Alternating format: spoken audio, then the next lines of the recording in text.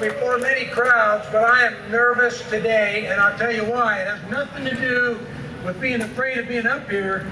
I fear for my country, and I've been praying for what God could use me to say to get our attention because the time is late.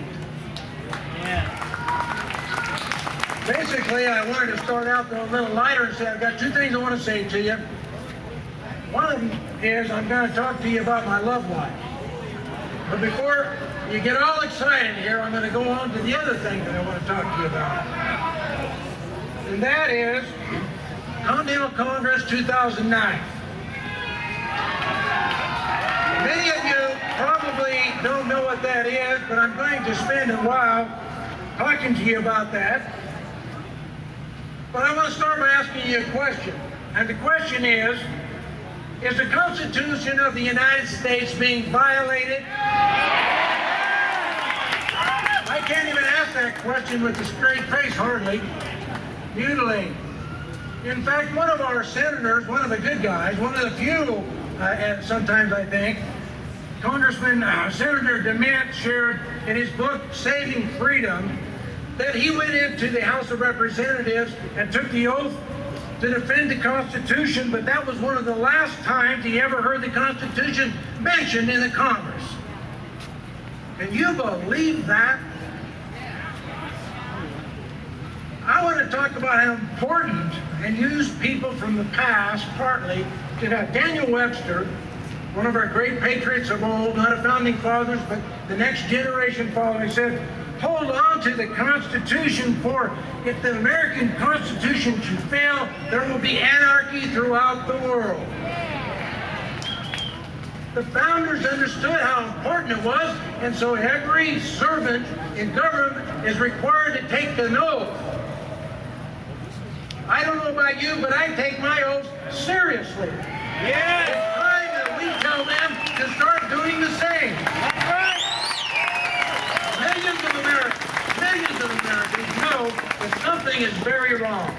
More and more are raising their voice in efforts like this, but one of the things that what people want to know is what can we do to stop it? In other words, there's a tea parties. What comes after the tea parties? And I'm here to tell you one of the key things I believe is Continental Congress 2009. It's in part true that I believe this is the answer because of the foundation has already been poured. Let me explain. The Constitution holds a key.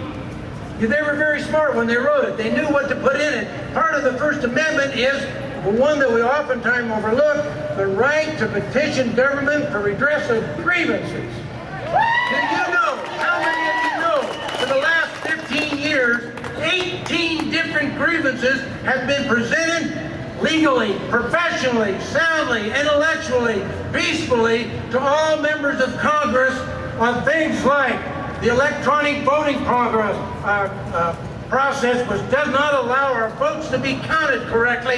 It's open to corruption. Or how about the grievance that the Federal Reserve System is violating the money clauses of the Constitution? Or how about the non-declaration of war by Congress? Or how about the bailout of our corporations by our money? And on we go. How many of you know 18 of those have been delivered to all members of Congress? And unfortunately, what do we hear? Nothing. Deafening silence. So who's going to defend the Constitution? We are. No branch of government's going to do it. And each person, as I've already said, has taken an oath to do so. The corporations aren't doing it. And as I conclude here, I want to say corporate USA and corporate state of Idaho are part of the problem, not the solution. The courts are not doing it. It can't defend itself. It's up to we the people. And that's the organization that founded 20 years ago is standing behind and putting together these grievances and coming up with Continental Congress. It's time for a critical mass, folks, and it won't happen by us falling into the trap of us versus them, of the Republican versus the Democrat, and the liberal versus the conservative, and the white and the black. We must unite.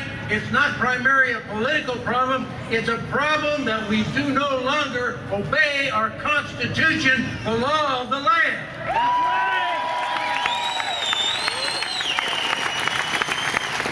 We need a critical mass.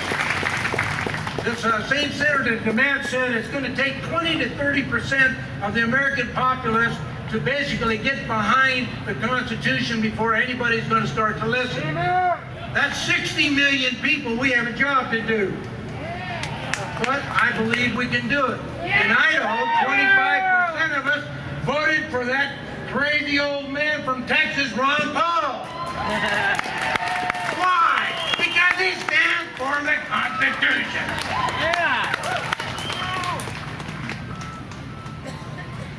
What is the Constitution, Continental Congress? First of all, what it's not. It's not a con-con. It's not a constitutional convention. We don't want that. We will not amend the Constitution. We will defend the Constitution. It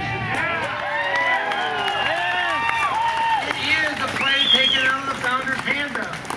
The Continental Congress in 1774 was brought together after 11 years of petitioning England. They didn't go to Philadelphia to declare their independence. It is time that we do the same. They went there to decide what course of action must the free people take if we're not to live under tyranny. Continental Congress will be a national assembly convened by the people. It is not a political event. The delegates be chosen by the citizens and not elected officials. It will consider the mess that we're in and how we got there. It will look at the magnificent blessings that we received from our founding documents. It will make a historical record of the violations that have taken place, and then it will decide what peaceful legal means can be followed to restore obedience to the Constitution here in America.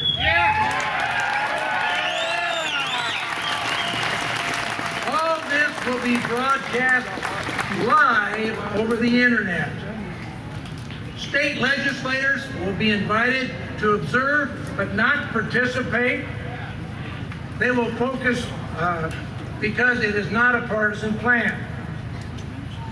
We will focus on where our country should be and not allow for any competing interest except that which is right. Again, Continental Congress is not a constitutional convention. Continental Congress does not rely on a political process for its approval. In fact, I've given a presentation in a lot smaller group about Continental Congress, and I got back this thing that, but the government will never allow it. Duh! We are not asking the foxes for permission to guard the hen house. We are removing the foxes, repairing the walls and the fences so that we can get our house in order. It will bring freedom-loving Americans together. And this isn't hypothetical. The venue is in place. November 9th through the 24th, 3 representatives from all states in the Union are going to be meeting in St. Charles, Illinois, called the Thanksgiving Congress. They will be focusing on the things that I've already mentioned. Right now, our job is to elect the 3 best people from Idaho that we can get back there.